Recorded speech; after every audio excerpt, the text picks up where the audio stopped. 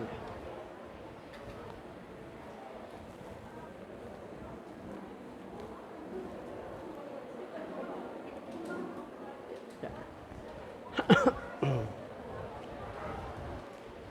Bismillahirrahmanirrahim. Assalamualaikum warahmatullahi wabarakatuh.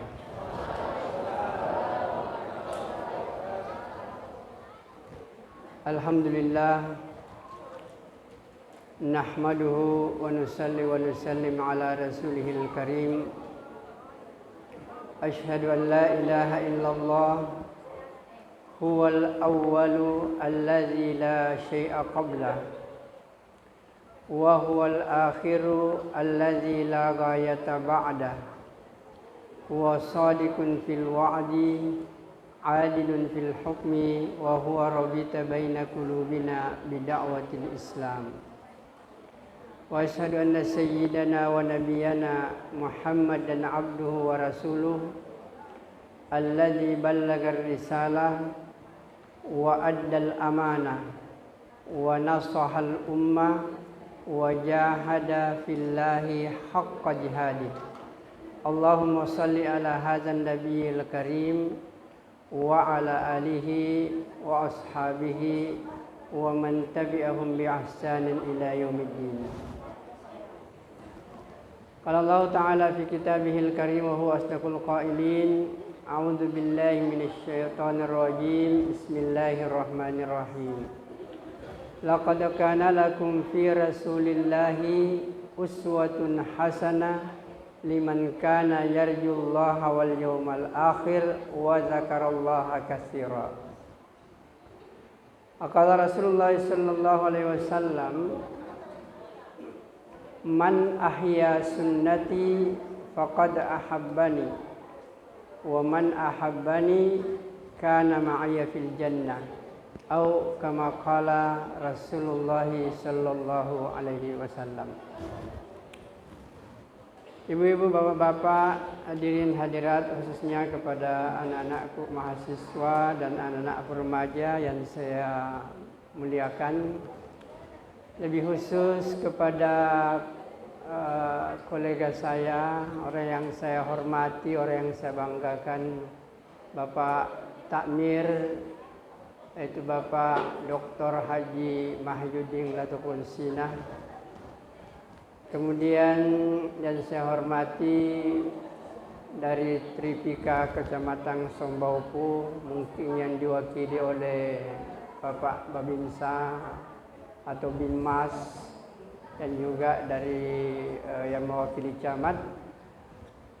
Mudah-mudahan kehadiran kita semua pada malam hari ini membawa berkah dari Allah Subhanahu wa taala. Amin. Hadirin yang mulia, saya diberi amanah sesuai dengan tema yang di atas, yaitu mengembangkan sikap toleransi dan mempererat ukhuwah. Hadirin yang mulia, pertama-tama saya ingin menyampaikan lebih awal bahwa Islam itu adalah agama sebagai sumber kebahagiaan. Artinya Islam ini kalau dia diamalkan dengan istiqamah, maka pasti akan melahirkan kebahagiaan. Jadi kebahagiaan itu nanti kita akan dapatkan ketika Islam ini kita lakukan secara rutin, istiqamah dalam mengamalkan. Perlu dipahami bahwa kebahagiaan itu akan datang hanyalah ketika orang merasakan ketenangan jiwa. Bagaimanapun banyaknya harta yang kita miliki, pangkat yang kita sandang, status sosial yang kita punyai, tapi kalau hati tidak tenang, mustahil kita menggapai yang namanya kebahagiaan. Jadi kebahagiaan sekali lagi hanya akan datang ketika orang itu merasakan ketenangan jiwa. Dan ketenangan jiwa ini hanya bisa didapatkan sesuai dengan firman Allah, ala bidzikrillahi tatmainnul qulub. Orang itu hanya akan menggapai ketenangan jiwa itu kalau dia selalu kontak dengan Allah Subhanahu wa taala. Dia selalu mengingat kepada Allah, dia selalu berzikir kepada Allah. Hadirin yang mulia, yang dimaksud di sini dengan mengingat Allah bukan hanya selalu berzikir dimanapun berada, tidak. Tapi mengingat Allah yang dimaksudkan di sini adalah dimanapun kita berada, yang kita ingat apa perintah Allah yang harus dikerjakan pada waktu seperti ini. Ketika kita di kantor misalnya, kita berpikir apa perintah Allah yang berkaitan dengan kantor, dengan kepemimpinan. Ketika kita berada di pasar misalnya, apa perintah Allah yang berkaitan dengan perdagangan. Ketika kita di keluarga, apa perintah Allah yang berkaitan dengan bagaimana menciptakan keharmonisan dalam keluarga. Jadi yang mulia, jadi yang dimaksud dengan mengingat Allah itu adalah mengingat perintah-perintah Allah yang harus dilakukan dimanapun kita berada dan dalam kondisi apapun kita hidup. Hadirin yang dimuliakan oleh Allah Subhanahu wa taala, kemudian untuk mengamalkan perintah Allah, mungkin kita bertanya, bagaimana mengamalkan perintah Allah? Inilah erat kaitannya dengan diutusnya para nabi. Jadi nabi itu diutus, tujuannya adalah untuk memberikan kepada kita contoh bagaimana mengamalkan perintah Allah Subhanahu wa taala. Jadi inilah sumber ajaran kita dua. Ada Al-Quran yang berisi perintah-perintah Allah. Kemudian ada hadis yang berisi bagaimana melaksanakan itu perintah. Jadi Al-Quran itu sekali lagi adalah perintah Allah. Kemudian hadis itu adalah bagaimana melaksanakan itu perintah. Jadi dua sumber ini nggak bisa dipisahkan antara satu dengan yang lain. Maka hadirin yang dimuliakan oleh Allah Subhanahu wa taala, oleh karena itu mengkaji kehidupan Rasul itu sebenarnya adalah bagaimana mengamalkan ajaran-ajaran agama dalam kehidupan kita, atau menghidupkan sunnah Rasul dalam kehidupan sehari-hari. Tanpa mengenal Rasulullah, tidak mungkin kita mengamalkan ini agama. Atau bahasa sederhananya begini, Al-Quran yang 30 juz itu isinya dua yang menonjol. Sekalipun dalam studi Al-Quran kita katakan bahwa isi Al-Quran itu ada akidah, ada ibadah, ada muamalah, ada akhlak dan lain sebagainya. Tetapi pada hakikatnya Al-Quran dan hadis itu isi pokoknya dua. Yang pertama adalah perintah yang harus dikerjakan, dan yang kedua larangan yang harus ditinggalkan. Dan inilah yang disebut dengan ibadah. Jadi ibadah itu adalah ketaatan kepada Allah. Dan yang dimaksud dengan taat itu adalah melaksanakan perintah dan meninggalkan larangan. Maka hadirin yang dimuliakan oleh Allah Subhanahu wa taala, ketika orang melaksanakan perintah dan meninggalkan larangan, maka orang itu pasti akan bahagia dalam hidupnya. Sekali lagi saya tegaskan, Al-Quran yang 30 juz itu yang berisi perintah-perintah Allah, kemudian berisi larangan-larangan Allah, itu semuanya sudah dilakukan oleh Rasulullah Sallallahu Alaihi Wasallam dalam hidupnya mengemban risalah kenabian. Jadi saya ulang, ini penting. Jadi kalau kita mau melihat bagaimana Al-Quran itu diaktualkan, diimplementasikan dalam kehidupan sehari-hari, maka tidak ada cara lain harus melihat sosok kehidupan Rasulullah Sallallahu Alaihi Wasallam. Karena semua perintah Allah yang ada dalam Al-Quran sudah semua dilakukan oleh Nabi. Dan semua larangan Allah yang ada dalam Al-Quran itu sudah ditinggalkan semuanya oleh Nabi. Maka hadirin yang mulia, maka kalau kita mau melihat bagaimana mengimplementasikan Al-Quran dalam kehidupan kita, tidak ada cara lain harus merujuk kepada kehidupan Rasulullah Sallallahu Alaihi Wasallam. Inilah yang dimaksud dengan ayat yang saya bacakan tadi. Laqad kana lakum fi Rasulillahi uswatun hasanah liman kana yarjullaha wal yawmal akhir. Artinya dalam kehidupan Nabi itu ada semua contoh itu. Semua aspek ada sama postur figur Rasulullah Sallallahu Alaihi Wasallam. Mau jadi pemimpin yang baik, ikut kepada Nabi, pasti baik. Orang yang mau menjadi pemimpin perang yang baik, ikut kepada Nabi. Mau jadi ayah yang baik, ikuti Nabi. Mau menjadi kepala rumah tangga yang baik, ikut kepada Nabi. Mau menjadi pedagang yang baik, ikut kepada Nabi. Semua apa yang kita lakukan, contohnya konkretnya ada semua dalam kehidupan Rasulullah Sallallahu Alaihi Wasallam. Termasuk untuk menghidupkan romantisme dalam keluarga, semua ada dalam kehidupan Nabi. Dan Nabi itu sangat romantis sekali. Hadirin yang mulia, mudah-mudahan banyak di sini yang sudah praktek itu. Bahwa kalau kita mau menjalin keharmonisan romantisme misalnya dalam kehidupan keluarga, saya mau tanya kepada bapak-bapak dan ibu-ibu,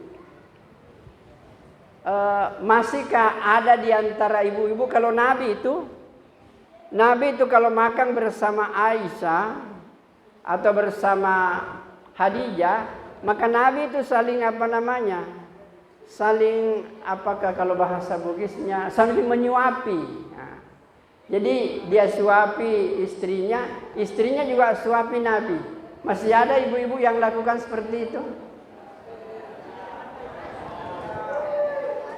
Kalau ada, alhamdulillah. Biasanya ada itu kalau acara pernikahan, disotin toh, dikasih makan suaminya, kemudian dikasih makan istrinya. Tapi mestinya semakin tua itu semakin harus dilakukan itu, supaya keharmonisan rumah tangga itu terjaga. Bahkan Nabi kalau dia mau minum, maka dia perhatikan di situ di mana letaknya bibirnya Aisyah, di situ juga dia letakkan bibirnya. Begitu harmonisnya. Dan kalau dia memanggil istrinya bukan panggil namanya, tapi istilahnya. Ya Humaira, artinya wahai wanita yang bibirnya agak kemerah-merahan. Mesra sekali Nabi.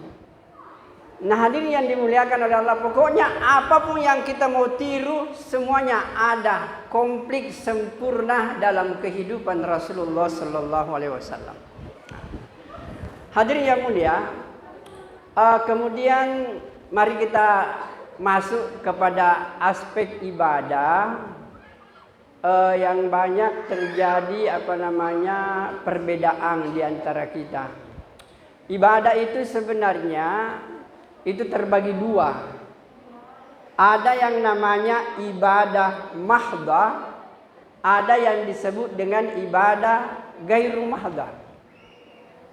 Tolong ini diperhatikan supaya kita memahami. Kadang-kadang istilah bid'ah ini itu kadang-kadang menyebabkan terjadi clash pemahaman di antara umat. Saya ingin menjelaskan bahwa ibadah itu terbagi dua, ibadah mahdhah dan ibadah gairu mahdhah.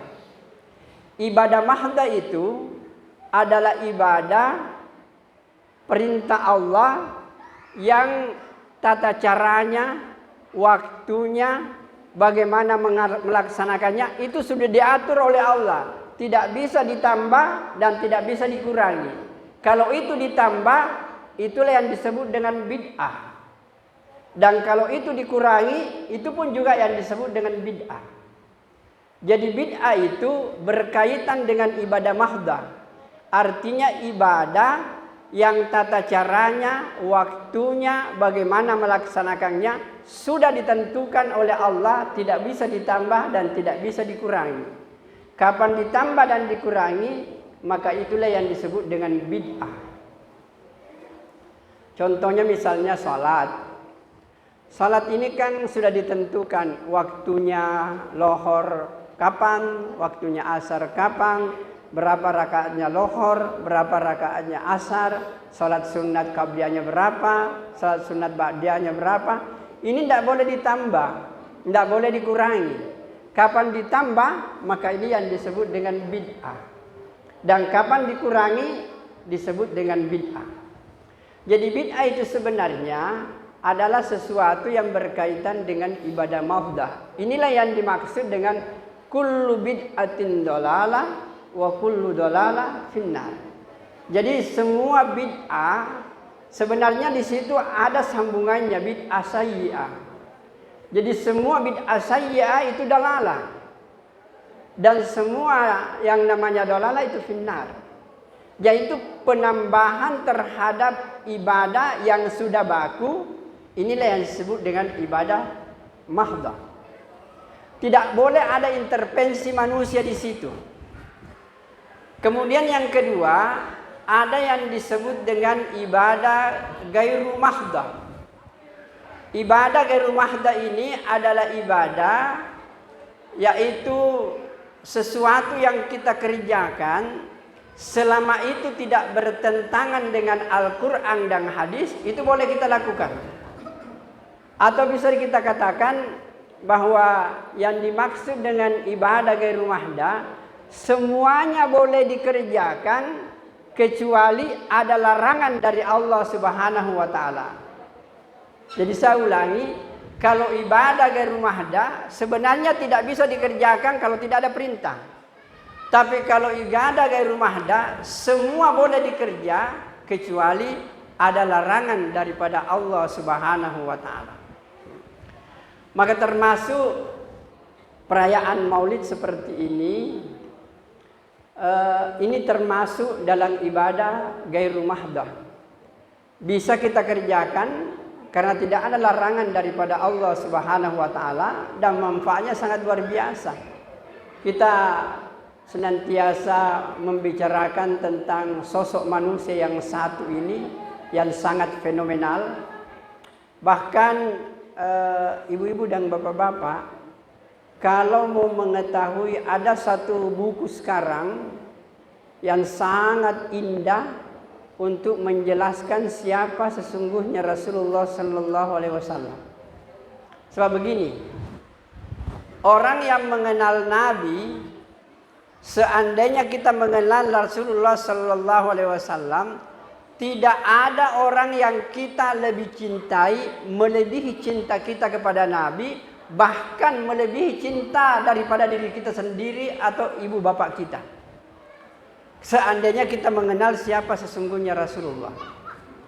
Maka hadirin yang dimuliakan, bahkan ada hadis Nabi mengatakan, salasun man kunna fihi wajada halawatal iman. Ada 3 persoalan, kita akan merasakan nikmatnya itu iman apabila kita memiliki 3 persoalan ini. Yang pertama, ayyakunallah wa rasuluhu ahabba ilaihi mimma siwahuma, yaitu menempatkan cinta Allah dan Rasul di atas segala-galanya. Apa yang dimaksud cinta Allah dan cinta Rasul? Artinya menempatkan cinta kepada perintah-perintah Allah dan perintah-perintah Nabi melebihi segala-galanya. Kemudian yang kedua, ayyuhibbal mar'a la yuhibbuhu illa lillah.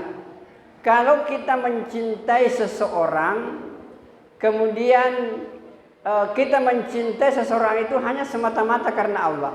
Seperti kita hadir di sini, ini kita hadir bersama-sama ini untuk menjalin silaturahmi. Paling sedikit ada 3 manfaat besar yang disebutkan oleh hadis kalau kita silaturahmi seperti ini.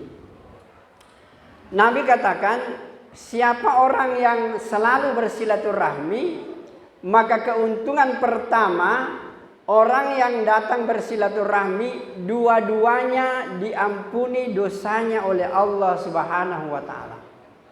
Jadi semua yang hadir pada malam hari ini, yakin saja, insya Allah dosa-dosa kita diampuni oleh Allah Subhanahu wa Ta'ala.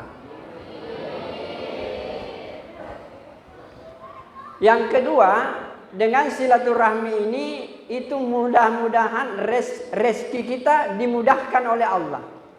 Jadi orang yang rajin bersilaturahmi, rezekinya insya Allah Allah akan mudahkan. Kemudian manfaat yang ketiga daripada silaturahmi ini, itu adalah umur kita dipanjangkan oleh Allah Subhanahu wa Ta'ala. Mungkin panjang ditambah umur, atau mungkin juga panjang dalam arti kita sudah meninggal tapi kita masih disebut-sebut kebaikan kita. Seperti misalnya Buya Hamka sudah lama meninggal dunia, tetapi masih disebut-sebut sekarang kebaikan-kebaikannya. Jazakallah. Jadi itu yang dimaksudkan. Jadi boleh umurnya bertambah, atau boleh sudah meninggal dunia tapi jasa-jasanya masih senantiasa disebut. Nah, hadirin yang mulia, kita kembali kepada bagaimana mengembangkan sikap toleransi dalam beragama ini, dalam kita. Hadirin yang mulia, saya hanya ingin menyampaikan bahwa perbedaan pendapat dalam agama kita itu adalah sesuatu yang niscaya, pasti akan terjadi, tidak mungkin tidak. Nah, bagaimana caranya supaya kita bisa mempererat meningkatkan toleransi ini? Perlu dipahami bahwa agama kita ini memang membuka peluang untuk berbeda. Agama kita membuka peluang untuk berbeda. Bagaimana menyikapi perbedaan itu sederhana saja. Kalau saya masih ingat dulu waktu kuliah sama Pak Prof. Quraish Shihab, beliau katakan supaya kita ini saling memahami, saling menerima, itu tidak usah diperdebatkan itu perbedaan. Dia hanya mengatakan begini, 10 itu berapa tambah berapa. Mungkin di sini mengatakan 10 itu 5 tambah 5. Yang di belakang mengatakan 10 itu 2 tambah 8. Yang di sebelah kiri mengatakan 10 itu 3 tambah 7.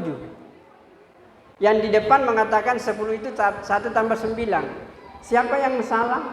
Semuanya benar. Yang di sini melihat 10 2 tambah 8. Yang di sana melihat 5 tambah 5. Yang di sudut sana mengatakan 3 tambah 7. Jadi kalau kita memahami agama seperti ini, maka kita bisa mengembangkan sikap toleransi antara satu dengan yang lain. Mari kita lebih jauh, apa sih sebenarnya yang dimaksud dengan toleransi? Mungkin banyak yang kadang-kadang tidak paham. Yang dimaksud dengan toleransi itu sederhana. Anda menerima saya dan mengakui saya berbeda dengan Anda. Itulah toleransi.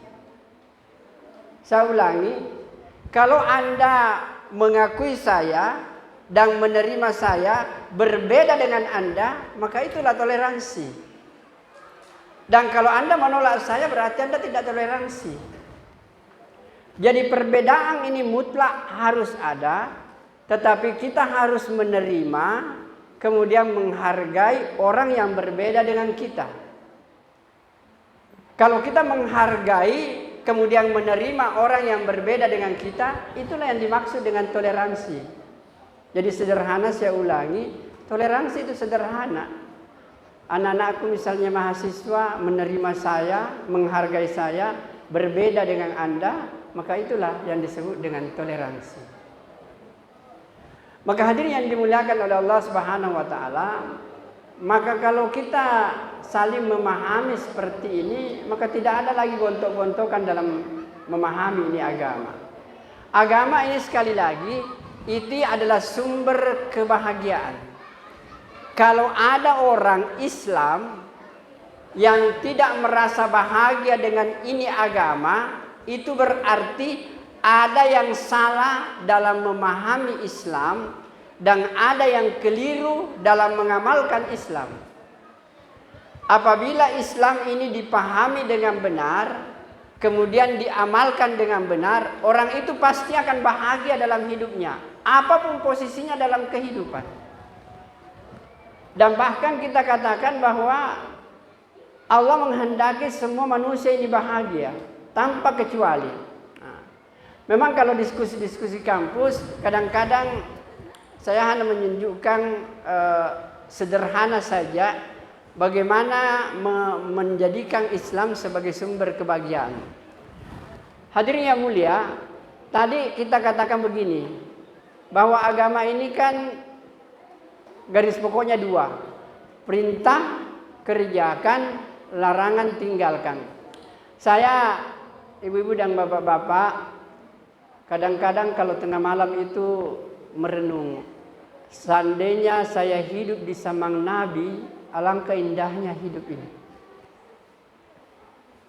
Dan bagaimana maksudnya itu? Karena di zaman Nabi itu perintah Allah semua dikerjakan, larangan Allah semua ditinggalkan, maka kehidupan itu terasa nikmat. Bahkan ada banyak ulama berpendapat, seandainya seluruh perintah Allah dikerjakan, seluruh larangan Allah ditinggalkan, maka kehidupan di dunia ini akan terasa surga, sekalipun kita belum masuk ke surga yang sesungguhnya. Mari kita lihat, kita buktikan. Betulkah bahwa kalau agama ini diterapkan, kehidupan akan terasa surga? Mari kita lihat. Hadirin yang mulia, seandainya semua perintah Allah dikerja, Pak, indah ini hidup. Allah menyuruh kita jujur, semua orang jujur. Allah menyuruh kita amanah, semua orang amanah. Allah menyuruh kita adil, semua orang adil. Allah menyuruh kita salat, semua orang salat. Allah menyuruh kita bersedekah, semua orang bersedekah. Allah menyuruh kita saling tolong menolong, semua orang saling tolong menolong. Kira-kira kalau kita hidup di masyarakat seperti ini, enak enggak? Pasti luar biasa nikmatnya itu. Itulah agama. Kemudian yang kedua, mari kita lihat larangan. Seandainya semua larangan Allah ditinggalkan, Allah melarang kita mencuri, tidak ada orang mencuri. Allah melarang kita minum khamar, tidak ada orang minum khamar. Allah melarang kita berjudi, tidak ada orang berjudi. Allah melarang kita berzina, tidak ada orang berzina. Allah melarang kita berbohong, tidak ada orang berbohong. Jadi seandainya semua larangan Allah ini dikerjakan, indahnya ini hidup. Simpang saja barang di luar, tidak ada yang ngambil. Tidak perlu pakai satpam. Aman sudah. Hadirin yang mulia, itulah yang disebut dengan agama. Jadi agama ini akan memberikan ketenangan dan kedamaian apabila agama ini diamalkan dalam kehidupan sehari-hari. Jadi saya ingin tegaskan, agama ini akan memberikan ketenangan dan kedamaian apabila ini agama diamalkan secara rutin atau istiqamah dalam mengamalkan agama. Kalau agama tidak diamalkan, istiqamah tidak akan memberikan ketenangan dan kebahagiaan. Oleh karena itu Nabi katakan begini, ahabbul amali ilallahi adwamuha wa in qalla. Amal yang paling disukai oleh Allah Subhanahu wa taala adalah amal yang rutin dikerjakan sekalipun jumlahnya sedikit. Tolong ini diperhatikan Pak, ibu-ibu dan bapak-bapak, khususnya kepada anak-anak mahasiswa. Jadi amal yang paling disuka oleh Allah bukan banyak, tetapi amal yang dilakukan dengan rutin, istiqamah, sekalipun jumlahnya sedikit. Misalnya begini, kita baca Quran misalnya 1 lembar 1 hari, tapi setiap hari kita baca Quran, maka apa yang terjadi, 1 bulan kita bisa membaca 1,5 juz. Itu Allah lebih suka dibanding dengan hari ini kita baca 2 juz atau 3 juz, kemudian 1 bulan tidak pernah lagi baca Al-Quran. Ini tidak akan memberikan ketenangan dalam beragama apabila agama tidak diamalkan secara rutin. Kemudian ibu-ibu dan bapak-bapak, saya ingin tegaskan apa karakter antara perintah Allah dan larangan Allah. Ini perlu dipahami baik-baik. Manusia, orang beriman, orang Islam itu bisa berpahala selama 24 jam dalam hidupnya. Apabila dia mengetahui karakter daripada perintah dan larangan. Mari kita lihat lebih jauh. Perintah Allah itu nanti kita mendapatkan pahala kalau dikerjakan.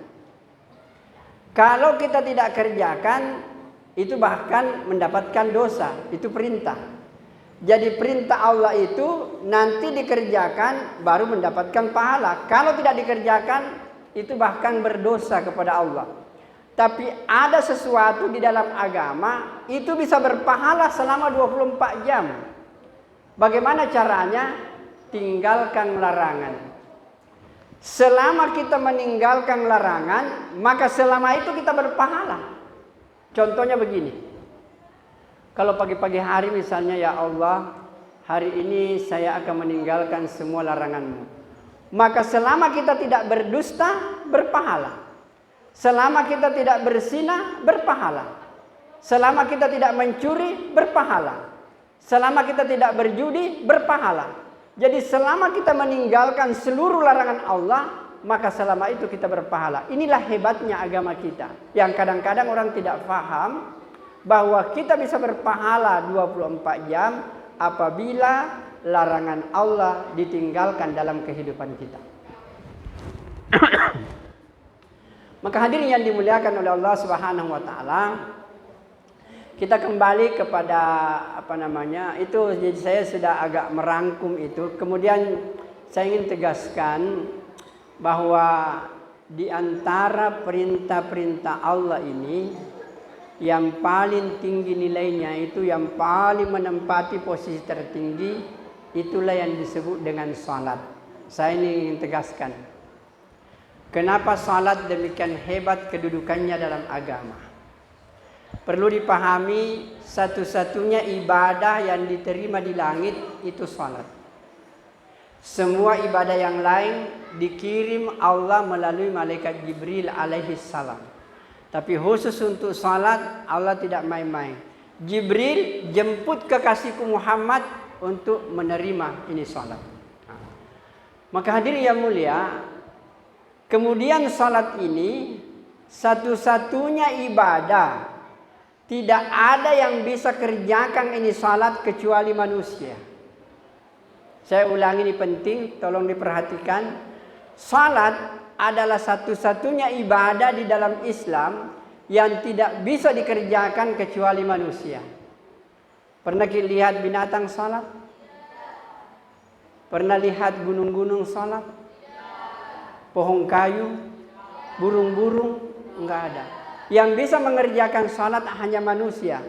Berdiri, ruku, i'tidal, sujud, itu hanya bisa dilakukan oleh manusia. Enggak ada yang lain yang bisa kerjakan. Mari kita perhatikan ayat yang ada dalam Al-Quran. Laqad khalaqnal insana fi ahsani taqwim. Aku menciptakan manusia dengan sebaik-baik bentuk. Itu tujuannya untuk mengamalkan sebaik-baik amal. Apakah sebaik-baik amal? Itulah salat. Jadi Allah menciptakan manusia untuk beribadah. Ibadah yang paling tinggi nilainya adalah salat. Maka kalau manusia itu tidak salat, maka manusia menyalahi tujuan penciptaannya. Dan waktu salat itu diwajibkan itu kan 50 kali sholat. Kira-kira seandainya 50 kali sholat itu jadi, apa yang bisa kita lakukan? Sholat saja. Setiap 20 menit sholat kit lagi. Setiap 20 menit sholat kit lagi. Nggak ada yang bisa dikerja. Tapi seandainya itu yang jadi, saya yakin tidak perlu kita kerja. Rezeki pasti ditanggung oleh Allah Subhanahu wa ta'ala. Inilah yang dijadikan ulama, bahwa siapa yang menjaga sholatnya 5 kali sehari semalam dengan tepat waktu untuk persoalan rezeki, insya Allah Allah akan mudahkan.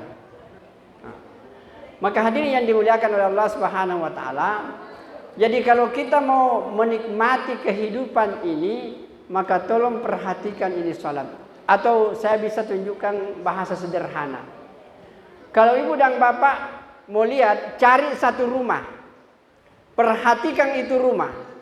Kalau bapaknya sholat, ibunya sholat, anak-anaknya sholat semuanya, yakin dan percaya rumah tangga itu pasti hidup tenang, bahagia dan damai, sekalipun hidup di bawah garis kemiskinan. Begitu pentingnya yang namanya menegakkan ini sholat. Inilah puncak untuk melahirkan kebahagiaan. Dan hadirin yang mulia, kemudian yang kedua, larangan. Larangan yang paling mudah dilanggar orang itu bergunjing atau mungkin juga berbohong, berdusta. Kita lihat sekarang ini orang suka sekali berdusta. Bahkan ada orang pusing kalau tidak berdusta. Ya. Jadi yang mulia, kalau dusta ini sebenarnya sumber malapetaka, dan dusta ini melahirkan dusta yang lain. Satu kali kita berdusta, pasti akan berdusta. Dan Nabi ini tidak pernah berdusta dalam hidupnya. Semenjak dia lahir sampai dia meninggal dunia, tidak pernah keluar kata dusta dari mulutnya. Dan itu terjadi ketika habis Isra Mi'raj. Orang ribut untuk mengatakan Muhammad sudah gila. Mana bisa dari Masjidil Haram ke Masjidil Aqsa, naik ke langit, kemudian turun kembali, tiba kembali di Mekah pada malam itu. Itu tidak mungkin. Kemudian Abu Bakar katakan, tuan-tuan, saya tanya ke semua, ini Muhammad, ini kan hidup di tengah-tengah kita. Saya tanya, pernahkah ada di antara bapak-bapak ini yang dibohongi oleh Muhammad? Pernahkah ada yang ditipu oleh Muhammad? Kan tidak ada. Jadi apapun yang keluar dari mulut Muhammad itu adalah pasti kebenaran. Nah, itulah sehingga sebenarnya ibu-ibu dan bapak-bapak, bahwa kalau kita jujur dalam hidup ini, kehidupan ini akan jadi baik. Biasanya saya akan ambil contoh begini, supaya kita yakin bahwa kalau dusta ini kita tinggalkan, kehidupan akan jadi luar biasa nikmatnya. Ambil satu keluarga.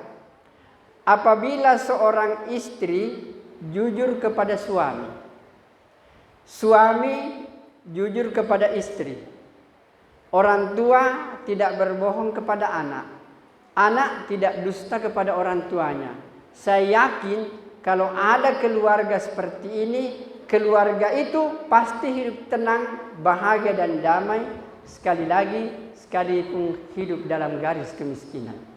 Maka kadang-kadang saya mengatakan, kalau kita akan menikmati kehidupan ini dengan baik, tolong pelihara ini dua.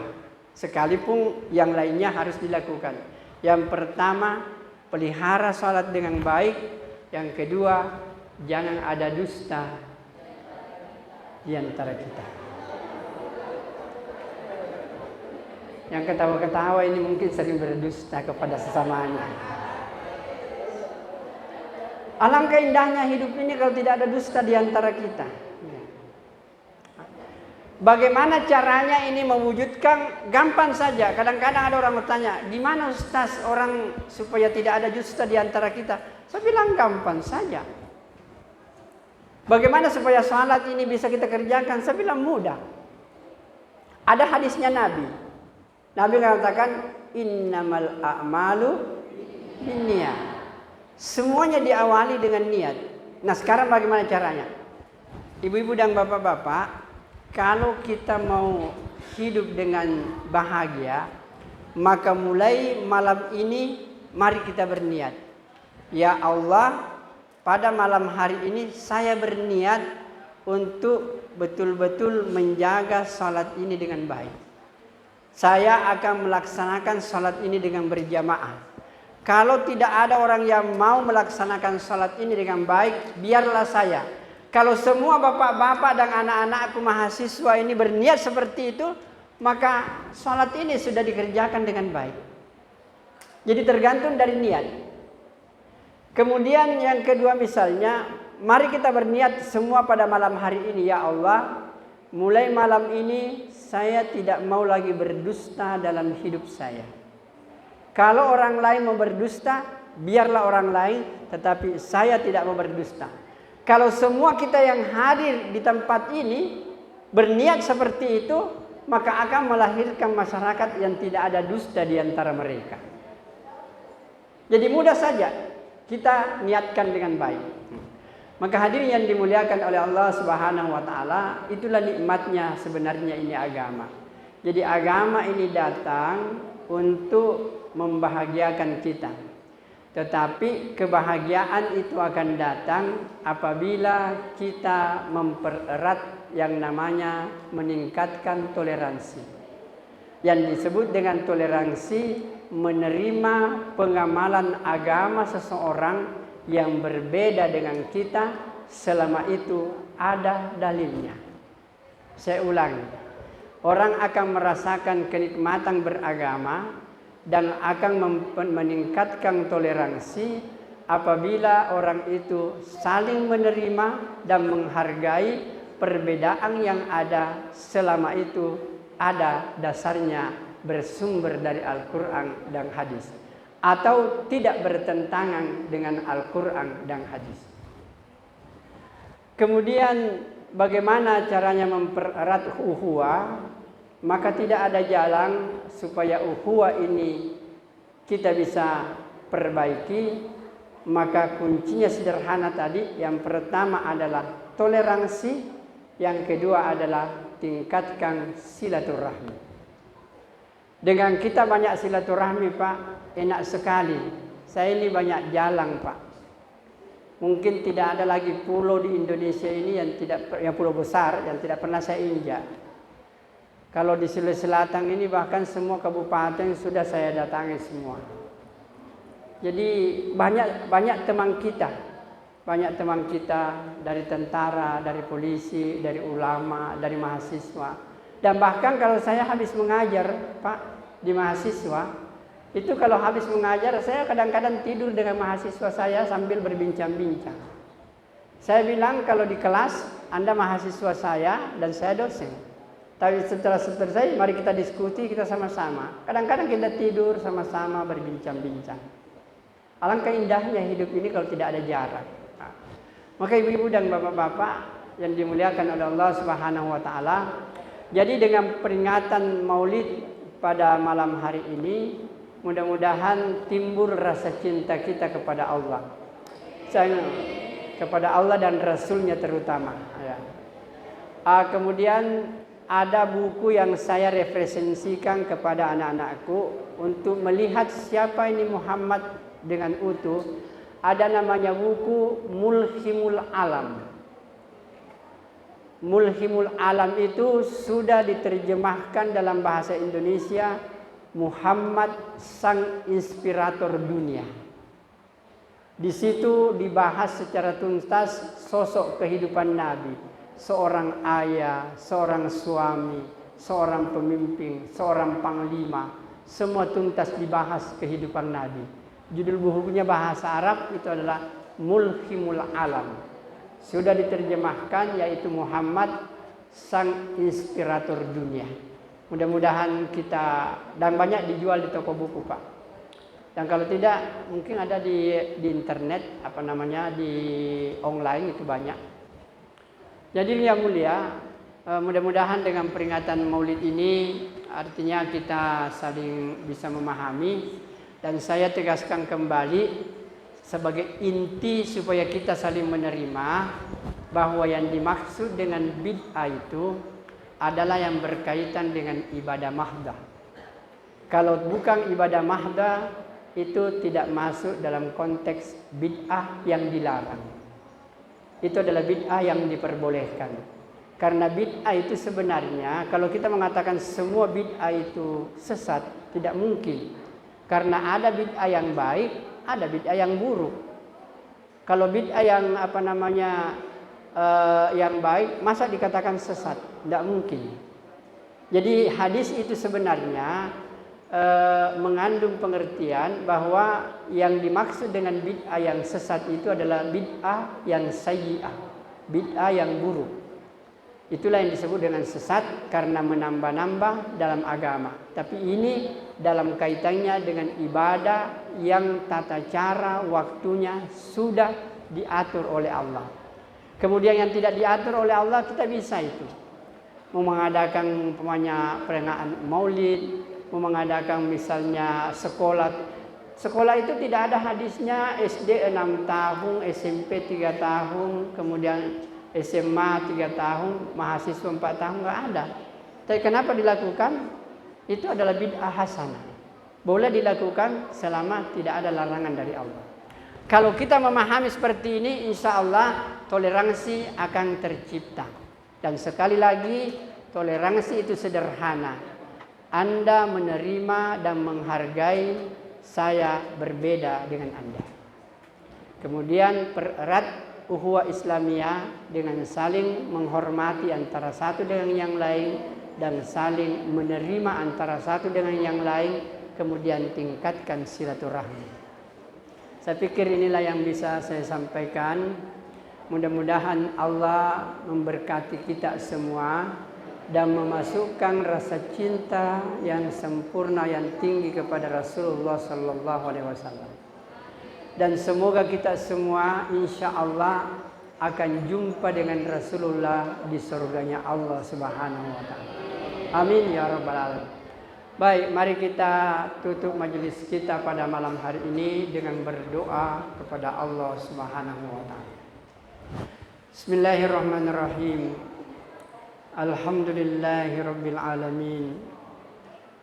Hamdan na'imin, hamdan syakirin. حمدا يوافي نعمه ويكافئ مزيده ربنا لك الحمد ولك الشكر كما ينبغي لجلال وجهك الكريم وعظيم سلطانك اللهم اهدنا واهد بنا واهد الناس جميعا واجعلنا سببا لمن اهتدى اللهم اهدنا يا الله إلى صراطك المستقيم اللهم اجعل حياتنا كحياة الصحابة وَنِسَاءَنَا كَنِسَاءِ الصَّحَابَةِ رَسُولِ اللَّهِ صَلَّى اللَّهُ عَلَيْهِ وَسَلَّمَ وَبُيُوتَنَا كَبُيُوتِ الصَّحَابَةِ رَسُولِ اللَّهِ صَلَّى اللَّهُ عَلَيْهِ وَسَلَّمَ اللهم اغفر لنا ولإخواننا الذين سبقونا بالإيمان ولا تجعل في قلوبنا غلا للذين آمنوا ربنا إنك رؤوف رحيم اللهم اغفر لنا ولوالدينا وارحمهما كما ربيانا صغارا ربنا آتنا في الدنيا حسنة وفي الآخرة حسنة وقنا عذاب النار وصلى الله على سيدنا محمد وعلى آله وأصحابه ومن تبعهم بإحسان إلى يوم الدين سبحان ربك رب العزة عما يصفون وسلام على المرسلين walhamdulillahi rabbil alamin. Assalamualaikum warahmatullahi wabarakatuh.